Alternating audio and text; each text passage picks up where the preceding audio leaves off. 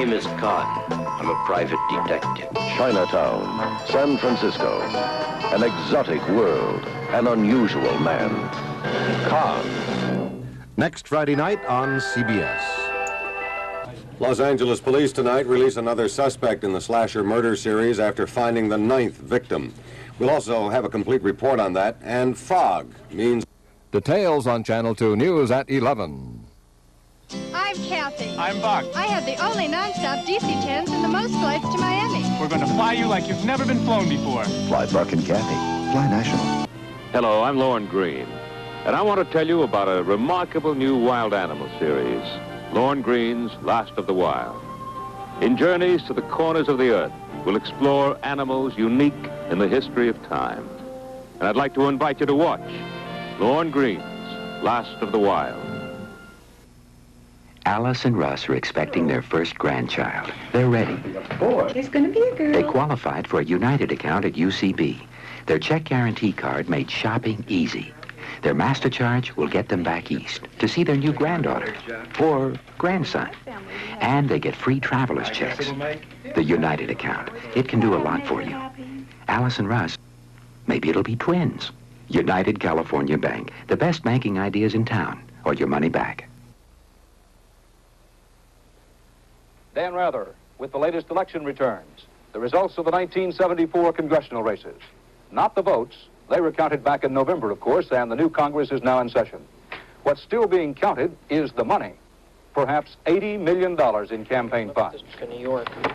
It's up at $21,057.14. Today, January 31st, is the deadline for the final returns from all candidates on their finances, how much they spent, where they got it.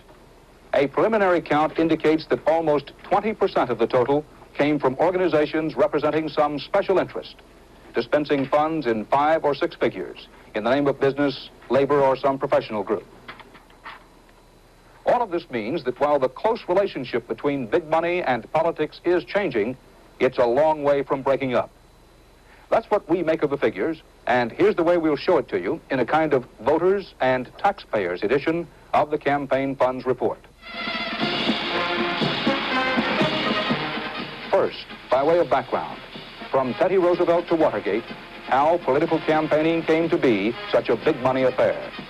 12 years ago... Second, in 2 significant races last fall, the rising importance of the special interest groups, their special relationship with the incumbents of both parties.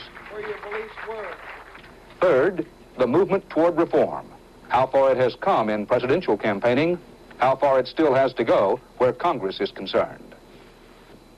The working title of this broadcast is The Best Congress Money Can Buy.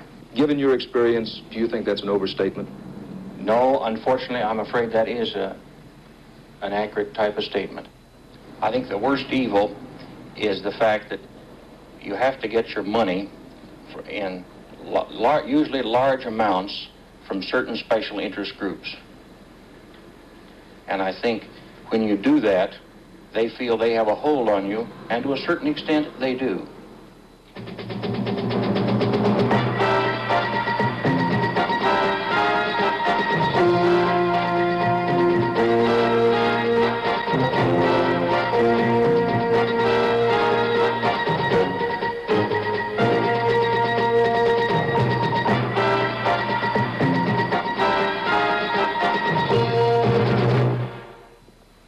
American Motors announces the biggest rebate plan of the Big Four, up to $600. You make your best deal on a new 1975 AMC Gremlin, and AMC will send you $200 cash if you take delivery by February 28th. Or on the Hornet X or Hornet DL, it's $400 back. And if you buy a Cassini Matador, we'll write you a check for $600. AMC gives you the biggest rebate plan of the Big Four. So see your AMC dealer now. You can tell I'm a nature lover, but can you also tell I wear dentures? I do. And because I prefer things that are natural, I use Fast Teeth Denture Adhesive Powder. There's nothing synthetic about it. It's 100% natural. What's more, it gives my dentures a natural feeling, so comfortable, they almost seem like my own teeth. And Fast Teeth holds firm, so I can enjoy hard-to-eat foods with less worry. Fast Teeth. Firm hold with that natural feeling.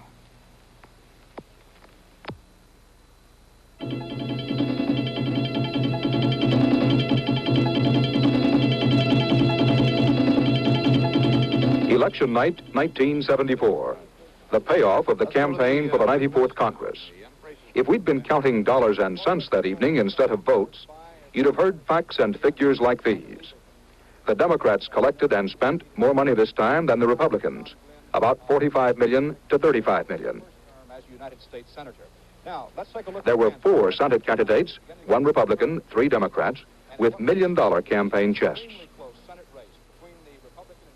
There were 7 candidates for the House who raised at least $200,000 apiece. These figures mark the latest plateau in the steady escalation of campaign finances.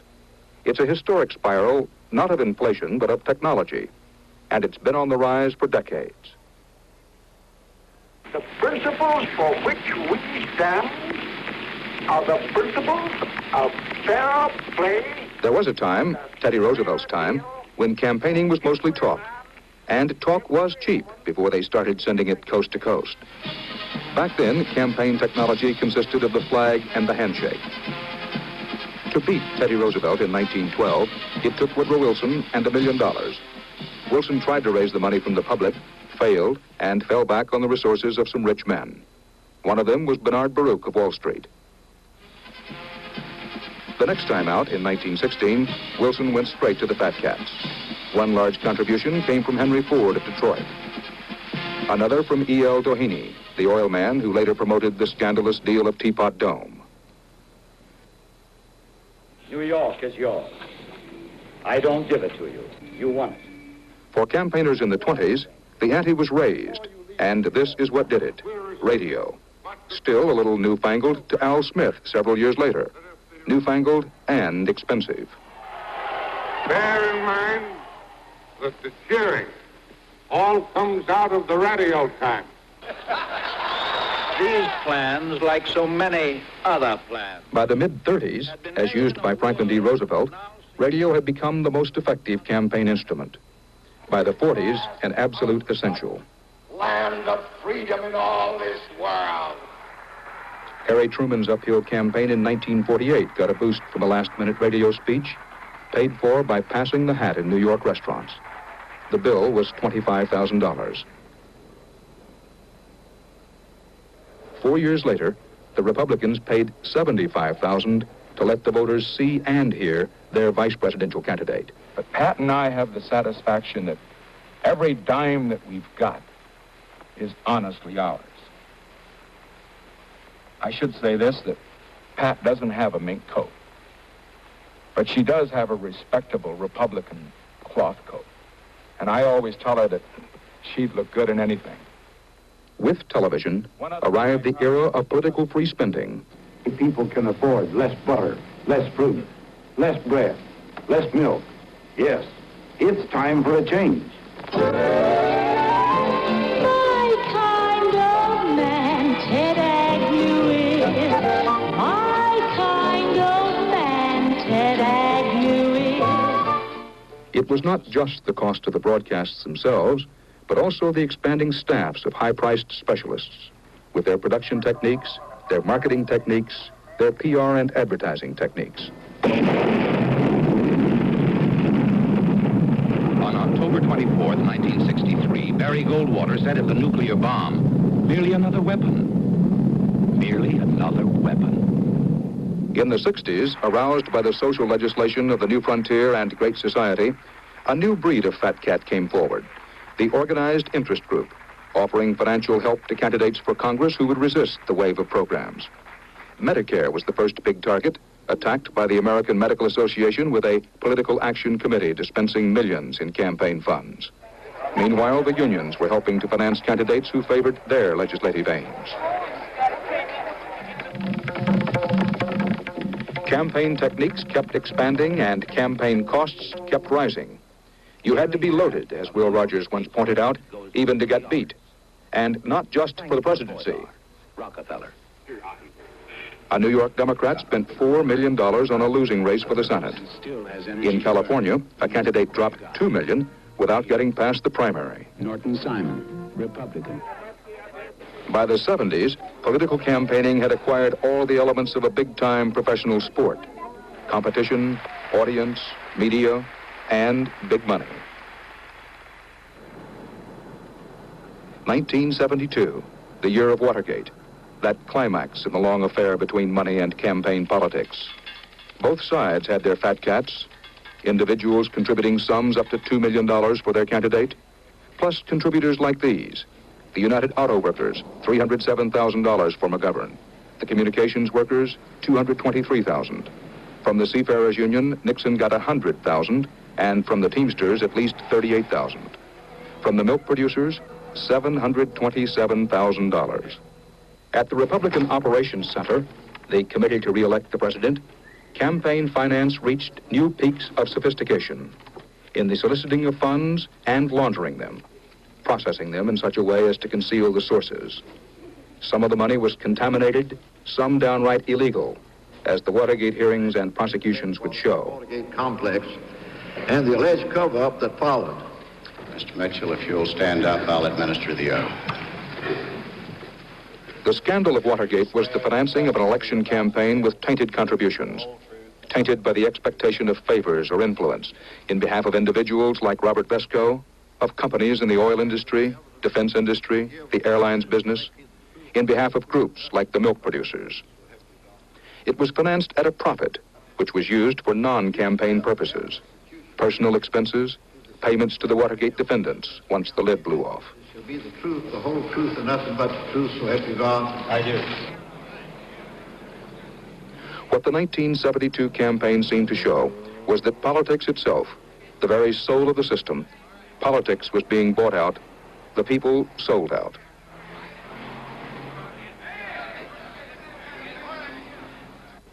There is nothing all that new about politicians and contributors breaking the campaign laws. It was the sheer totality of the thing, the systematic use of pressure and misuse of funds that made the Watergate violations hard to ignore. What has changed since Watergate? Well, first of all, the activity you see around me.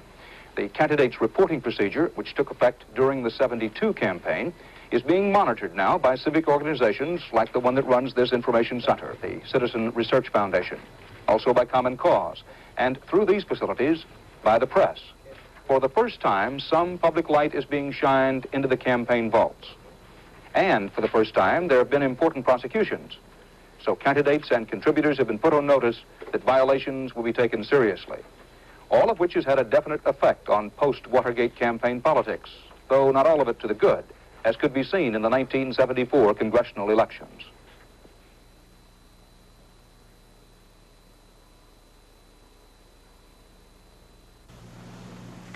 Viva, the towel that's known for its absorbency, is challenging another absorbent paper towel in a different kind of test, scrubbing with an abrasive cleanser. Okay.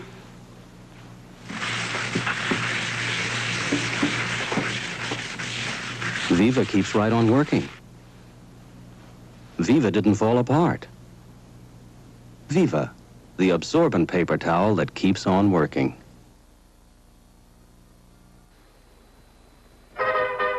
Announcing a 1975 chuck wagon, a new model of an old favorite. It has the same standard equipment, Conestoga wheels, oak wagon bed, but this year it's better tasting because we've beefed up the flavor. New chuck wagon chunky beef flavored dog food. There's beef flavored chunks, crunchier nuggets, and a richer broth. The chuck wagon you've been waiting for.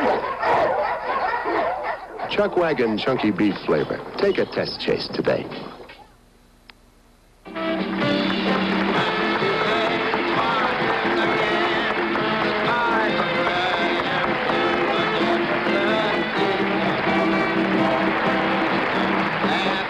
In the 1974 congressional campaign, the candidates hired halls and brought in political guest stars to endorse them, all expenses paid. They ran up bills for the food and drinks, bills for printing, payrolls for their staffs. They ran up travel expenses getting around the campaign circuit. They bought space along the roads as well as in the papers. They bought time on the air to get their message to the voters. Government is big business. To many, it seems so far away. Congressman Frank M. Clark is as near as your phone. When disaster strikes, it's important to have someone in Washington who really cares. Senator Birch Bayh cares. And Birch Bayh Who picked up the tab for this $80 million political spending spree? Where did the money come from? Not so much this time from well-heeled individuals, Watergate had scared off some of the fat cats, but the gap was more than covered by organized blocks of contributors, the special interest groups. The biggest of the big-time political spenders were the American Medical Association, the labor conglomerate, the AFL-CIO, an independent union, the United Auto Workers, a maritime union, the Marine Engineers Beneficial Association. Farther down the list were the National Education Association, the teachers' lobby, the National Association of Manufacturers, the big business group. Altogether, perhaps 20% of the campaign funds were supplied by organizations representing business, labor, professions, by civic groups, ideological groups, and one-shot causes. In congressional campaigns, the fat cats are traveling in packs. This is a special interest group, NEBA, the Marine Engineers Beneficial Association, a small outfit with a big investment in the United States Congress. It's one of a loose coalition of maritime unions with beachheads along the New York waterfront. Across the street there is the headquarters of NEBA's main ally, the Seafarers International. The jobs are out on the ships, mostly tankers and freighters that berth in the coastal ports and Great Lakes. Between them, the two unions have something under 100,000 members. But between them, they spent well over $500,000 on the 1974 congressional elections. Money contributed by working engineers and seamen, and also by retired union members. By law, political contributions are supposed to be strictly voluntary. But some of the union members we talked to had obviously been conned or strong-armed. And I went up to the dispatcher who does the hiring, and he said I owed an initiation fee and 2 or 3 years quarterly dues and some fines for being late paying the dues. And the bill got up into the hundreds and hundreds of dollars. It finally got close to 1,000, as I recall. So I told him there was no way that I could afford to pay that. And he said, well, let's talk more about, say, $300. Could you contribute that to our political fund? Or he had some figure, and I told him, well, I couldn't afford that. And I sort of bartered him down until we reached a figure of 160. I gave him the $160, and he gave me these receipts, which shows that I had contributed to the political fund. And that's pretty much how it went. And then the next day, I got a ship. Do you know anybody else who had similar experiences? It goes on all the time. I've heard every time you pay your union dues, they try to get another chunk of money to go into their political fund. Union officials simply dodged all of our requests to discuss this whole subject, including how the funds were used. In fact, the money was distributed mainly to incumbent senators and congressmen who cast key votes in favor of a bill the unions were pushing hard. This was the controversial Energy Transportation Security Act, requiring that a fixed percentage of all oil imported into this country be carried on American ships manned by American crews. This would guarantee more jobs to the unions, but at an estimated cost of 2 cents a gallon in higher fuel prices, or $60 a year to the average family, $315 million to the inflated economy. Which is why consumer groups and good government groups fought the bill, and why President Ford killed it by refusing to sign it after it had passed Congress. The special interest and the public interest, in other words, are sometimes miles or millions apart. This stretch of the Ohio River is a couple of 100 miles inland, but it was another maritime union beachhead. Not in membership, no more than a handful working the tugs and barges, but in political influence. This was the bailiwick of Frank M. Clark, one of NEBA's favorite congressmen. Now, I just want to show you what all we have here. It's very necessary that you have someone, I think, in Washington, D.C. that understands the complex problems we have of our Ohio River. For 10 straight terms, the congressman from the 25th District in western Pennsylvania, Frank Clark was running for his 11th. This was one of 2 campaigns we covered last fall in terms of finances. Not where did the money go, but where did it come from, and why?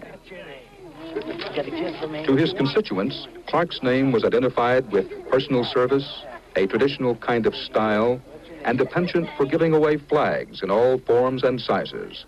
This flag, which will fly, I am sure, over top of this building for To students of campaign financing, Clark represented something else. An example of how special interests and the party in power serve to reinforce each other, or the gravy flows toward the incumbent. In 1972, the record shows, as best I can make it out, that the Marine Engineers contributed something on the order of $1,000 to your campaign. Now, I don't want to hold you to the figures here.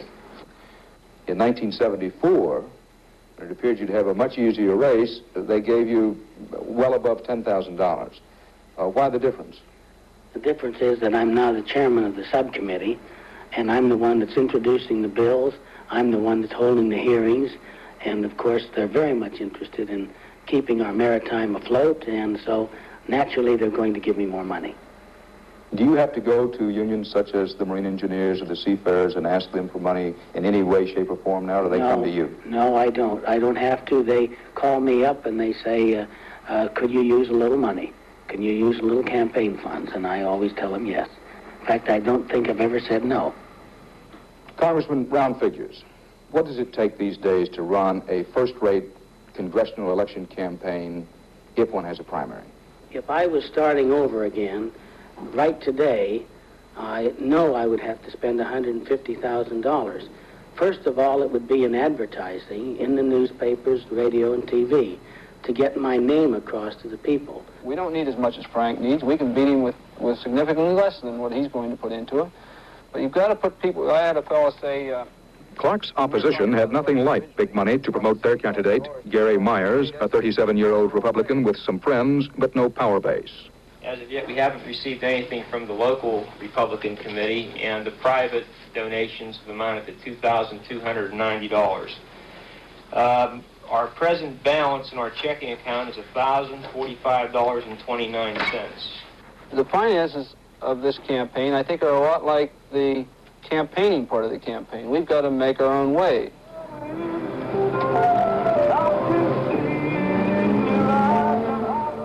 Candidate Myers is a political semi-pro, campaigning on leave of absence from his job as production foreman in a steel mill.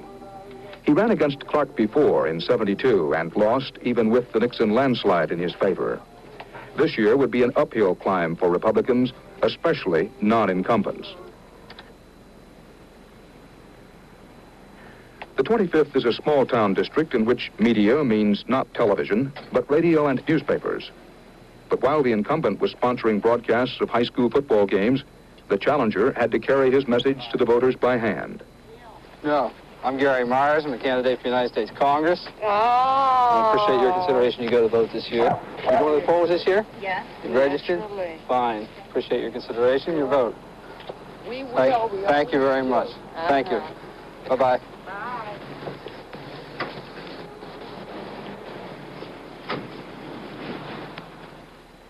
Myers had appealed to the Republican National Committee for help.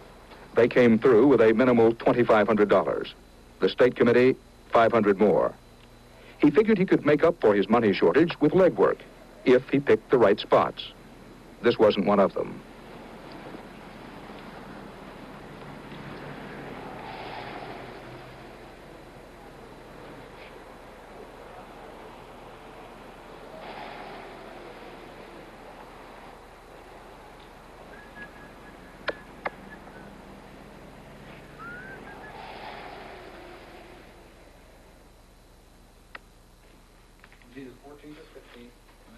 Myers' campaign manager was his wife, Elaine.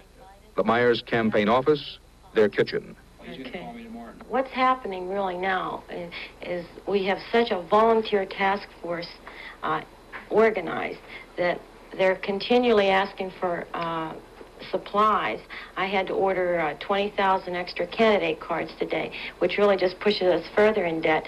But it's kind of weighing odds. I don't want to discourage all the volunteers who are waiting for the supplies. As long as we can keep them with supplies and keep the enthusiasm of our volunteers as high as it is, I don't think we... The low budget is going to hurt us that much. It's risky. I'd much rather have a higher one with you, but... Well, we're going to experience a sort of a new feature tomorrow. This luncheon that we have tomorrow is actually the first sort of luncheon along that line. It's a fundraising luncheon on Elwood at a country club. I'm looking forward to it because not only should it be productive from a finance standpoint for us, but it is a new venture for us, and I'm sure that it's going to be a good affair. We can build the 40 ships that Mr. Clark would like to build at $4 billion, but that's not going to guarantee that we're going to have the oil. The crisis that we faced last... The energy bill and Frank Clark's special interest money. A campaign theme sounded by the candidate and his finance chairman, a local real estate man named Tom Murray. I feel that Frank Clark must be removed from office. Very, very few people are located in the 25th district that are financially supporting the incumbent candidate. And most of those funds are going to come from without this district. They're going to come from people that are in the Seafarers Union, from the National Maritime Union, for example, that gave $12,500, and from a number of other individuals that are closely related to the longshoremen's groups and other special interest groups. I don't want to think because I'm showing $10,000 from maritime engineers that there's anything wrong with it, because I get a lot of money from the business people in my own community, and they're like $200, $150. What do they expect to get for that money? I think everyone has a reason. I'm talking about unions or business people, and that reason to me is that they want to keep that congressman here. I don't think that they figure, well, tomorrow I'm going to have a contract going through the Defense Department and Frank Clark's going to help me. I just absolutely don't believe that's true. Next election, if someone came in with $500,000 or better, could he beat you? I think my reputation is well known. I don't think he could beat me because, as I said earlier, I am sending out around 300 letters a day from my office here, personal first-class mail. Everything that goes out of here is Dear John, Dear Margaret, or Dear Jim, and it is a personal letter to everyone. I have a newsletter that goes out 4 or 5 times a year telling what I do, how many bills I introduce or co-sponsor. This came to our home just this past weekend, and what it is a letter from the congressman mailed to us free of charge of the congressman under the franking privilege. And for me as a challenger to just duplicate that mailing, in other words, to get one letter to each voter, each of the 200,000 voters in the district, would cost me in excess of $20,000. Yet the congressman, as the incumbent, can frank the mail into the constituents' homes right within a month away from the election. I couldn't afford to stay here if I had to. Everything that went out of my office was paid for by stamps. As we just told you that we sent out 160,000 newsletters just recently. We got under the deadline by about 2 or 3 weeks of not allowing to have your newsletter go out before the general election. You have 1 month before. And we got under that by 2 or 3 weeks so it wouldn't look too political. But anything that we send out on election year, why the papers and the news media and everyone else says it's politics. That's what we're faced against, and many people don't understand what we say when we talk about the power of the incumbency. And that is one item. Other items are that an incumbent can often walk into a service group or organization or a radio and be interviewed as the incumbent, whereas a challenger never gets those opportunities or gets far fewer opportunities. My friends all, I'm very proud to be your congressman representing you today. I've had people say to me, well, you're not in government, and the congressman is in government, and he is here to explain what government is and how it works. Mayor, I'm very happy to present this bicentennial... For the incumbent, the dollars and cents part of the campaign was over long before the rest of it. His books balanced, his basic campaign expenses underwritten, in effect, by the Maritime Union's contributions. As for the challenger himself, only weeks before the election, he was still in the red, still on the prowl for votes and money both. My name's Gary Myers. For the Republican challenger in another campaign, in the state of Indiana, it was a different game with better odds. As a candidate for the Senate, Richard Lugar was gambling for higher stakes, but as a big city mayor, he had a financial base to start from. And far from a political unknown, he was a proven vote-getter and money winner, a man listed in his party's presidential futures. The same for his opponent, Birch Bayh. Julia Carson, the state legislator. How you going? Nice to see you. How you be? Huh? Hi, how you going? Bayh had a national reputation as a liberal activist and all the advantages of a powerful incumbent senator, including that useful political instrument, the franking privilege. For a senator, that figured to be worth around $500,000. This would be one of the most expensive campaigns in the country, with both candidates attracting special interest money from various sources and in high figures.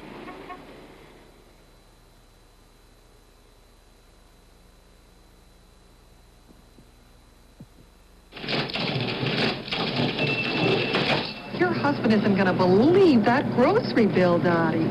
Alice, have you got something for a headache? Have I got something for a headache? Vanquish is strong medicine. Vanquish has more pain relievers than the largest selling extra strength tablet, and it has 2 buffers. I don't believe this grocery bill. Have you got something for a headache? Have I got something for a headache? When you have headache pain, Vanquish is strong medicine. Ford breaks things wide open with no-nonsense cash rebates up to $500 on America's best-selling lineup of new 1975 small cars. No weekly cutoffs, no trade-in requirements. $500 when you buy or lease a Mustang 2 Ghia. $500 on Mach 1. $300 on other Mustang 2s. $350 on supercab pickups. $200 on any Pinto or Maverick. Get your Ford dealer's best deal now. Then get a cash rebate from Ford. Value. See your Ford dealer. Some idiot probably spent a lifetime making this lighter feel good in your hand. Big deal. But for $1.49 and thousands of lights, it's a pretty good lighter. Big butane. This lighter comes in a lot of colors, like white, orange, yellow, blue, and green. But it isn't avocado green. Anyway, for $1.49 and thousands of lights, it's a pretty good lighter. Big butane. Personally, I don't smoke. But for $1.49 and thousands of lights, it's a pretty good lighter. Big butane. Is Coronet bathroom tissue soft as a baby's ear? Ask the experts. I sit a lot. Softness is important to me. Coronet's very soft. As a woman, I like Coronet's fragrance and softness. I say Coronet's very soft. Value is what I like about Coronet. Big value and softness. Thank you, panel. You've made this a very soft job. Coronet Ultra 4 bath tissue from Georgia Pacific. Soft as a baby's ear.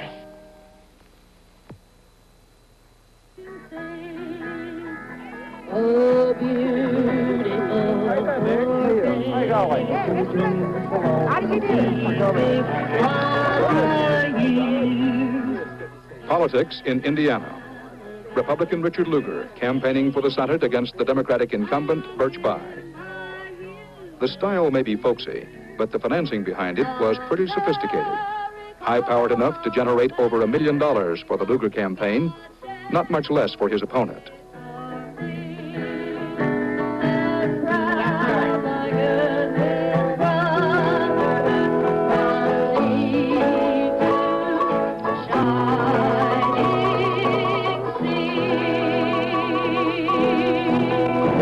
Make a difference for this country. It's time we had a senator for Indiana. It's Indianapolis, our Hoosier capital, where a lot of very good things have happened since a young man named Lugar went to work as mayor. As a Senate candidate, Lugar may have been an outsider, but here in Indianapolis, as mayor of the state capital, he was an incumbent himself with the resources that come with power. And in Indiana, where politics has been developed into a profit-making industry, in this state, the resources are something special. Every Indiana license plate was money in the bank for candidate Lugar. About a nickel of the registration fee going not to the state, but to the party in power. 1 out of 3 state employees is a political appointee. And by rigid tradition, 2% of a year's salary is kicked back to the party treasury. A twist on the old spoil system. It was introduced by the Democrats in the 30s. It is now being challenged. But meanwhile, it produced a $500,000 base for the Lugar Senate campaign. Another important source of Lugar funds, well over $100,000, was the groups of down-home businessmen organized as the Circle Club and the Hoosier Associates. The members pay upwards of $1,000 a year. Many of them do business with the city or state. Party officials insist there is no quid pro quo. The federal law provides that you cannot accept a contribution or in exchange for a promise of a contract or a promise for something from government. And we don't do that. Well, now, human nature being what it is, are you telling me that in Indiana it does a businessman no particular good to be a member of the Hoosier Club? It does a businessman some good to be a member. For instance, if you were manufacturing snowplows that only can be used on interstate highways, you've only got one customer. That's a governmental unit. Now, that type of an individual obviously is interested in finding out who it is who makes those decisions. And we give them an opportunity to meet that person, along with all of these other competitors to sell snowplows. Now, I think we'll go one step further. Do we furnish lists to the people in state government who are making the day-to-day decisions on whether they buy from contractor A or contractor B? We do not furnish those lists. Those lists are non-existent in those offices. We do answer inquiries as to whether or not an individual has been friendly to the party. And we endeavor to furnish that information. Hoosier business and Hoosier politics were by far the main sources of Richard Lugar's support, but his positions on national issues produced some revenue from interests based outside the state. I've also received about $15,000 from the political wing of the American Medical Association and $10,000 from the political wing of the real estate boards and other realtors. These are the largest block grants of money, and they're substantial. In a $1 million campaign, they amount, I suppose, to the corresponding percentages. But what do the real estate people want for their money? What do they expect to get for their money? Nobody gives you $10,000 without expecting to get something for it. Well, I think they anticipate that I will be a spokesman, be a very active one, for free enterprise, for free markets. Real estate interests thrive in free markets and with free enterprise. I would think that in the case of the Medical Association, they see monumental debates coming down the pike. They appreciate my stance in favor of individual freedom, of opportunities for people to develop their professional skills with the fewest inhibitions, and I'm certain that they like that idea. Mayor, you've made a number of charges about the financing of Senator Bayh's campaign. Could you detail those for us in brief, what you consider to be the most important?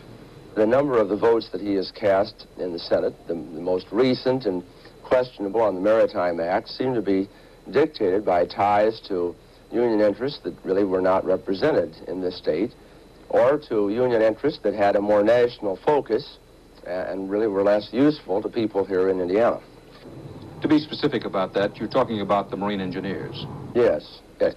And it just seemed to me to be curious that almost simultaneous with this vote, that a contribution of $2,500 was received by him. Birch Bayh, honestly, candidly, straightforwardly, would you have gotten that money if you hadn't voted for the bill? I don't know, honestly and straightforwardly. I'm inclined to think I would have, for the very reason that there are a number of other issues, like the right to collective bargaining and this kind of thing, that are very important to all the members of the trade union movement, that I have been on the side of the working men and women and their organizations. To me, there were a number of aspects of that vote. You were talking about not only American workers on American-made ships and American workers building American ships. You were talking about securing the supply of oil. And just as I don't like the Arabs to blackmail us and shut off our oil supply, I don't want those that have the flags of our ships to shut off our oil supply.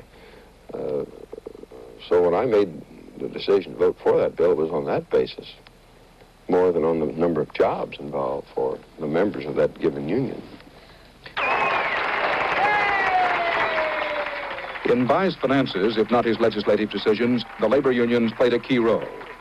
The maritime unions themselves, by the end of the campaign, contributed not just that $2,500, but more like $10,000. The United Auto Workers, $45,000. and with it, a personal endorsement by the national president, Leonard Woodcock. You send him back to the Senate of the United States. Let's make November 5th D-Day, V-Day, People's Day. More labor money for Birch Bayh from the AFL-CIO, about $90,000, contributed through its national committee called COPE, the Committee on Political Education. Also through its state committee and affiliated unions, electrical workers and garment workers and machinists. To elect Birch Bayh, labor chipped in about $140,000 all in all. A state official of the UAW. We're in politics not because we want to be, but we have to be to survive. We have gotten legislation in Indiana, for example, union shop, and then they passed a right-to-work law in the state, which negated some of those provisions. SUB, they made it illegal in Indiana at one time. And so to protect what we gain at the bargaining table, we simply have to be in politics. Interest groups on the opposite side, like the State Medical Association, make much the same kind of argument for their political activity. I think within the present framework that physicians must have a political action committee, as almost every union does, the teachers do, business and industry does, and on and on and on through most groups in the country. I would not expect us to influence Senator Lugar's vote any more than I would expect Senator Bayh to change his vote for a substantial labor contribution that he might have. I am Leonard Woodcock, president of the UAW. The UAW in Indiana endorsed both Senator Birch Bayh. What the unions did for Birch Bayh, above and beyond the money, was a campaign within a campaign. Ms. Young, we'll have a driver come out right now. Union members rounded up potential Bayh voters to get them registered. All of this activity directed by law, not at the general public, but only at union members and their families. All of this paid for out of union dues. But none of it counted as a contribution to the candidate, no matter how much it was worth to him. Birch Bayh's campaign manager, Jason Berman. Now, you know that opponents say Birch Bayh is bought, paid for, and delivered for organized labor. Looking at the figures, 17% of his financial base, or thereabouts, in the campaign, plus what labor was willing and did on their own for him. Is that a fair statement? No. Why not? Because I don't believe Birch Bayh can be bought by organized labor or anybody else. It's not a question of being bought. If you're asking me why is it that organized labor supports Birch Bayh, well, I think you just have to say that Birch Bayh has stood for some things and voted for some things that they may believe in, and if it's their right to support him. Certainly, but what I was getting at, do they get anything more than that from Birch Bayh? No. For example, if a decision is made at the George Meany level that organized labor wants to oppose, let us say, the nominations to the Supreme Court of Haynesworth or of Carswell, do they have the influence, the power, to call up Birch Bayh and say, we want to oppose this nomination, and we want you to lead that fight? Mr. Rather, if you recall the circumstances surrounding the nominations of Haynesworth and Carswell, neither George Meany, nor John L. Lewis, nor Philip Murray, nor the strongest labor leader that we've ever had in the United States could have prevailed upon anybody to assume those roles, given the circumstances. They were unwinnable fights at the beginning, and the only reason that Birch Bayh got involved in those were reasons of conscience. You're saying to me that no organized labor does not, as a result of its contributions to Bayh campaigns, have the power to call him and say, this is the kind of thing we want you to do it? No, they would, if they had that ability, they would have gotten Birch Bayh to vote for the Lockheed loan. They would have gotten Birch Bayh to vote for the SST, and he didn't. It's just not there. It's just not there. You never can measure, except in the rarest instances, whether special interest money, quote, buys a vote. Fred Wertheimer of Common Cause. In combination with making contribution is trying to make things happen or to prevent things from happening. It takes place in a very complicated, harassed, busy system. Most people assume that an elected representative either is for or against something. That's not the case. Most time, the elected official hasn't thought about it, hasn't made his position on it, and more often than not, he has an open position. In that kind of situation, it's much easier for the interest group to get a response and for the individual to respond to the interest group. It is not forcing someone to change. It's getting that place in front of the line.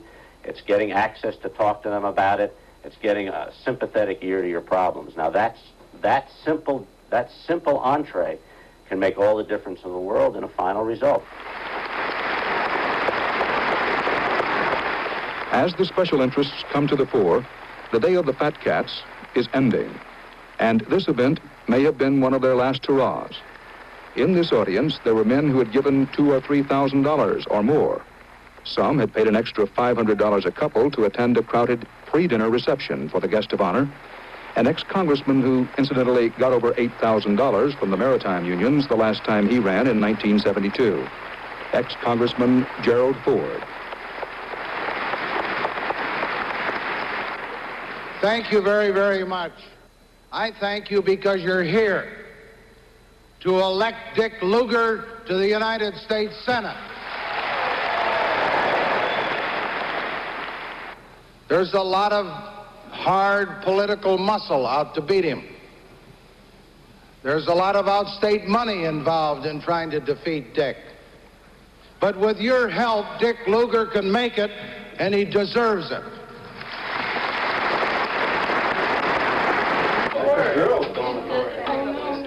On Election Day in Indiana, with campaign workers on both sides getting in their last licks, candidate Richard Lugar was defeated by Senator Birch Bayh. Business money and AMA money by labor money. Lugar's $1 million campaign was not enough to overcome Bayh's incumbency, plus $860,000.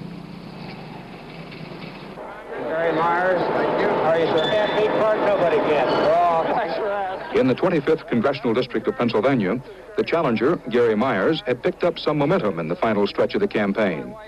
With money from his new friends in the business community, with a late boost of $5,000 from the Republican National Committee, Myers got his message into the media. An attack on Congressman Frank Clark and his special interest funds. And here is your check for the days to get that vote out for us. And we do appreciate it. The incumbent coasted toward the finish line, distributing the last of $10,000 worth of kits and another $10,000 in checks for his paid poll workers. On Election Day in Pennsylvania, Congressman Frank Clark, with a 1974 campaign budget of about $60,000, over half of it from the maritime unions, Congressman Clark was defeated by Gary Myers. His final budget was $29,000. Now, in the case of Congressman Frank Clark, he got hurt by special interest money, not helped. But his was a rare example, even in 1974. The special interest groups are still going to make large investments as long as they can. Candidates are still going to accept them if they don't have an alternative place to get the money from. And by and large, recipients are going to be successful, not defeated. Most people who received special interest contributions in the 74 elections were winners, not losers. Other issues aside, the defeat of Frank Clark was a kind of local rebellion against the hard facts of political life. That incumbents who need less money got twice as much of it. And 7 out of 10 races are won by the candidate with the most money to spend.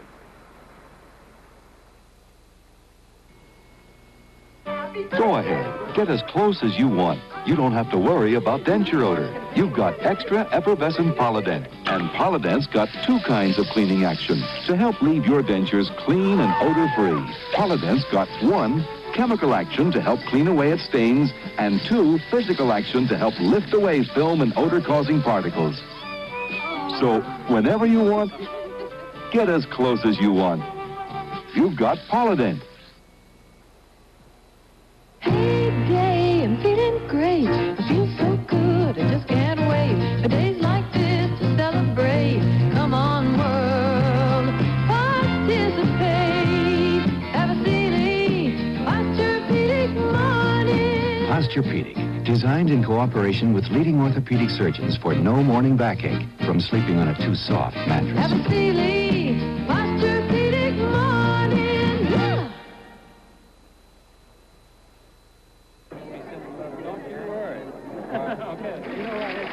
The 1974 campaign is barely over.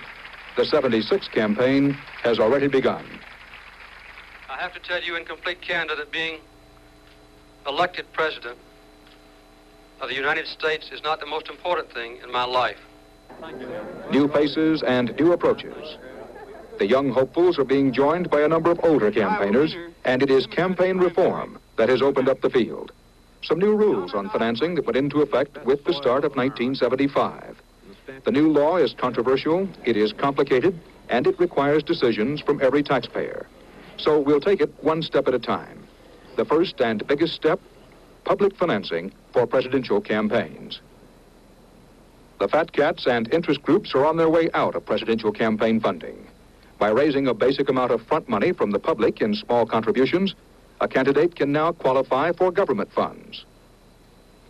The funds will come from existing taxes, $1 out of whatever income tax you pay if you check the special box on the IRS form. That's for presidential elections only. For congressional campaigns, public financing was voted down, and ex-Congressman Frank Clark was one of the House majority that killed it. This was while he was still incumbent, Congressman Clark.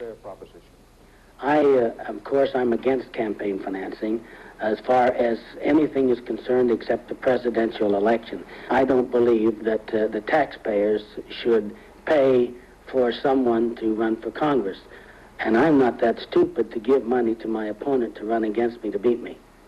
You've acknowledged that an incumbent does have certain advantages. How do we equalize this? I don't really know that you want to equalize it. I philosophically now you're talking. Right. I think perhaps if you take the political science people that this is what they would say. But I think if a congressman is doing the job he is supposed to do for his constituents, then there is no reason in the world to be looking for another congressman. The milder reforms that Congress adopted for its own campaigns include, first, limits on spending, but quite generous ones. $168,000 for a House campaign if there's a primary, up to $4 million for Senate races in the two biggest states, New York and California. A second change, the really crucial one, is a limit on contributions. From any individual, no more than $1,000 to any candidate per campaign, primary or final. From any group or committee, the ceiling is $5,000 or $10,000 if there's a primary. The new rules have been attacked on practically every point and on various grounds. They are being challenged in the courts by an odd alliance of conservative Senator James Buckley and liberal Democrat Eugene McCarthy. They question the new law from top to bottom, starting with the public financing feature. I think this bill quite directly does establish two political parties and make it almost impossible for there to be an effective challenge from an independent source or from a third party of any kind. Senator Buckley attacks the spending and fundraising limits as an infringement of freedom of political expression. I tried to make the constitutional amendment arguments on the floor of the Senate, but you know how many people are there to listen to arguments. So I have a feeling that the political pressures, the desire to do something constructive, the feeling that the people in the country, in the light of Watergate, wanted action, resulted in people putting constitutional blinders on. There's nothing in the Constitution that intended that because I have $1 million, I have, and you have $1, that I have 1,000,000 times more rights in terms of choosing an elected official in this country than you do. But that's what's happened. That's the distortion. Where some critics think campaign reform has gone too far, some insist it hasn't gone far enough. There's a rather ironic thing about this new law. While it does a great job for presidential races, it is going to result in greater special interest money coming into the 1976 elections. We are not going to have effective limits. We are not. Interest groups. We are not. The $10,000 figure that one single individual group can give is more than enough for most races. In addition, the groups will be set up and arranged in a manner that they're going to be able to give as much money as they want to. It comes down to this. If you're going to clean up the system of financing elections in this country, you've got to get rid of the special interest givers and the big givers. But you've got to have an alternative then. There has to be some place for the money to come from, because without a sufficient amount of money for both sides to present their views, you won't have any competition. Well, we believe the place for that money to come from is from millions of Americans, each of whom are willing to pay $1 of their tax money. That's the substitute to replace the system we have now, whereby the special interest and the big givers dominate it. And that's the way to assure competition that doesn't exist today.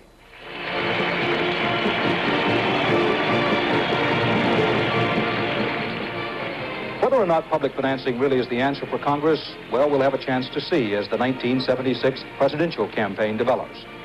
What seems obvious is that nobody has yet come up with any other idea that would ensure keeping special interest money out of congressional business. Just how deep the flow of special interest money continues to run is demonstrated by something that happened in Washington just lately. Like the maritime unions, trucking interests lobbied Congress for a bill, this one to allow larger rigs on highways. Like NEBA, they contributed heavily to incumbents' campaigns, concentrating on members of key congressional committees. Their bill got passed, and unlike the union's oil transportation bill, the truckers' bill got signed into law by President Ford. Besides the traffic danger, this will add perhaps $50 million a year to the taxpayers' bill for highway maintenance. And just how Byzantine this whole business of campaign finance can be may be seen from this curious fact. Some members of Congress who were unopposed in the November election collected a lot of campaign money just the same. Senator Long of Louisiana, for example, raised about $160,000. Senator Inouye of Hawaii raised $250,000. All that campaign money and nobody to campaign against. Now, that's the kind of fascinating fact that's being brought to light in the candidates' financial returns, forced into the light by new disclosure laws. In trying to reform the political campaign system, disclosure obviously was an important first step. Just as obviously, there still is a long way to go. Dan Rather for CBS Reports. Good night. Lavares! Lavares! Lavares? I know you're there. I had some yesterday and my mouth felt clean and fresh and my breath great. Honey, where's the Lavares? We don't have any. I had some yesterday. You were at the dentist yesterday. You know, you're right. And my breath smelled terrific. More dentists use Lavoris than any other mouthwash. Which is good enough for me. That was my last cough. That was positively my last cough. That one doesn't count.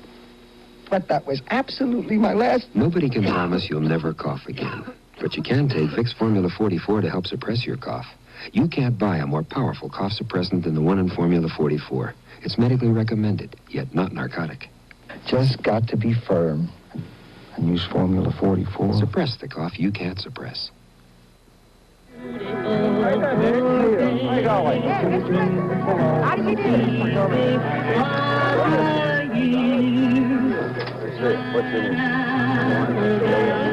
Sunday afternoon, Rod Laver and Jimmy Connors battle it out for the largest tennis prize ever offered in the Challenge Cup match. 1 week from Wednesday, that talented lady named Cher heralds her new series with a big special that features Bette Midler and Elton John.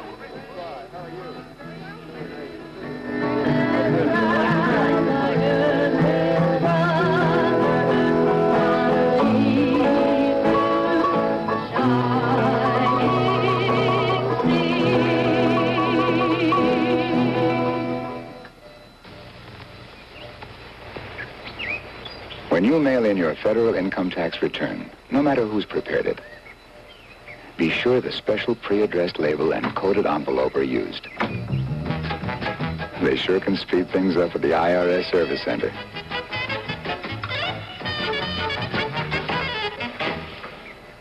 And if you're entitled to a refund, you should get it back sooner if you use the special IRS label and coded envelope.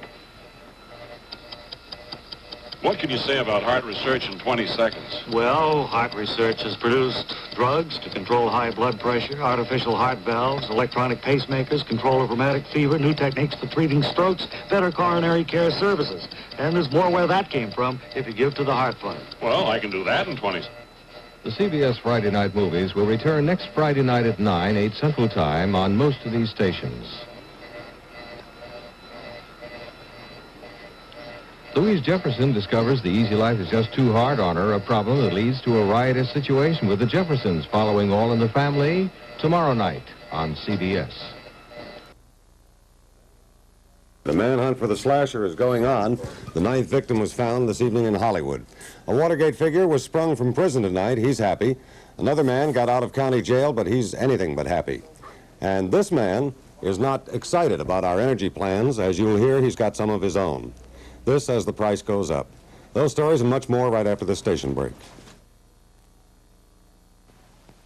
It's my husband, the fisherman. He loves to catch fish, but he hates to eat fish. In other words, the fish are biting, but he isn't. Because fish tastes fishy. Not H. Salt Fish, Lloyd. Helen, fish go to schools to learn how to taste fishy. Well, H. Salt Fish must have cut class. Try it. Doesn't taste fishy. Delicious. Still hate it, Lloyd. Used to hate it till I ate it. He's hooked. H-Salt doesn't taste fishy. Value is built into every Chevy truck. Take the Chevy Love, for example. Love is low-priced, easy to maintain, and thrifty with gas. Love got 18 miles per gallon in the city test, according to published EPA dynamometer test results, and 30 in the highway test. Love also hauls over ½ a ton in its 6-foot cargo box. See your Chevy dealer. He's making good deals right now. Men's watches have progressed from stem winding to self-winding to the ultimate, the LED quartz electronic. This is the magnificent Kentronics LED quartz. Push this button for bright instant time. Push another and read the date. Push both and tick off the seconds. This incredible watch sells for $250, but for next weekend only, on sale for $149.95 at the May Company.